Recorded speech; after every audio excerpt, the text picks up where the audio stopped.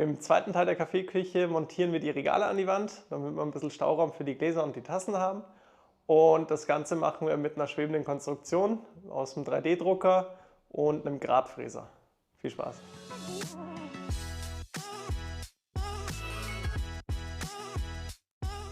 Vor mir sieht man jetzt die Reststücke vom Tisch, aus denen werde ich jetzt die Regalbretter fertigen.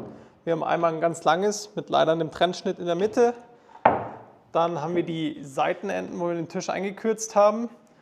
Und genau. Beim Zuschnitt selber ist mir dann ein Fehler unterlaufen. Ich habe das Brett davor nicht überprüft und bam, hat es mir einfach mal 6 Zähne aus der Kreissäge rausgerissen, weil ich auf eine Schraube getroffen bin. Und deshalb sollte man eigentlich im Vorhinein immer überprüfen, ob irgendwo noch eine Schraube in dem Altholz drin ist. Hier sieht man das Sägeblatt mit den 6 ausgerissenen Zähnen. Und weil in den Resthölzern ziemlich viele Schrauben mit drin waren, musste ich den Zuschnittplan nochmal ändern und das ganze Konzept verändern bzw. anpassen. Deshalb ab an die Bandsäge, die ganzen Reststücke so zuschneiden, dass ich keine Schrauben mehr mit drin habe. Und dann habe ich angefangen, das Ganze nochmal aufzuspalten. Nach dem Zuschnitt habe ich das Ganze dann noch abgerichtet, damit ich 90 Grad Winkel an der Wand habe und anschließend die Löcher gebohrt. Bei den Löchern war vor allem wichtig, dass ich genau die Mitte treffe, sodass die Halterung auch genau mittig und stabil im Holz sitzt.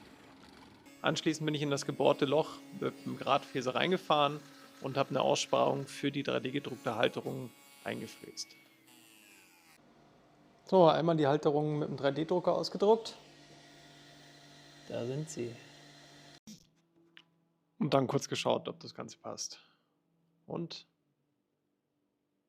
passt perfekt.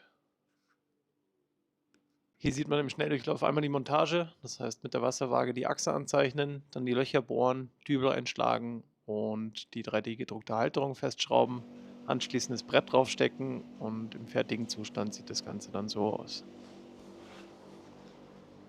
Neben mir seht ihr die fertige Kaffeeküche. Ich bin mit der Optik super zufrieden. Die schwebenden Regale sehen richtig cool aus meiner Meinung nach. Und ich bin auch froh, dass es das gleiche Holz ist wie der Tisch, dass wir möglichst viel davon verwenden konnten.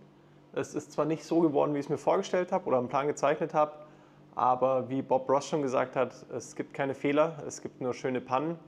Und mit den Worten mache ich mir jetzt erstmal einen Kaffee und wünsche euch viel Spaß beim nächsten Video von mir. Ciao!